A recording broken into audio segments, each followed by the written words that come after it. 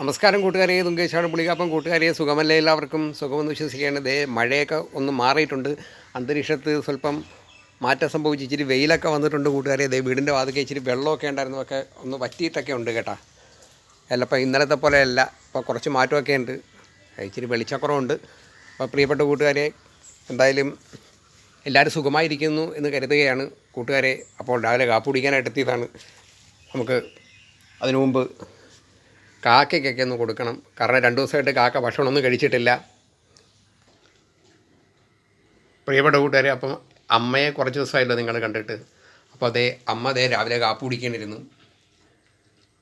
പ്രിയപ്പെട്ട കൂട്ടുകാരെ, അപ്പം രാവിലെ കാപ്പിക്ക് ഇടിയപ്പവും കിഴങ്ങ് കൂട്ടാനുമാണ്.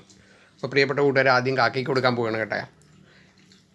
2 ദിവസമായി കാക്ക ഭക്ഷണമൊക്കെ കഴിച്ചിട്ടെന്നും തോന്നുന്നു. കാരണം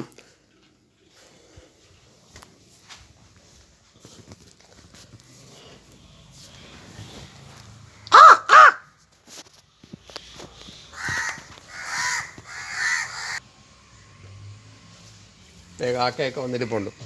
അപ്പോൾ പ്രിയപ്പെട്ട കൂട്ടുകാരെ, ഒരു കൂട്ടുകാരൻ ചോദിച്ചിരുന്നു ഇതുപോലെ തന്നെ ഇതുപോലെ വീഡിയോ ചെയ്യുന്നതേ. അപ്പോൾ കുറച്ച് ദിവസമായി.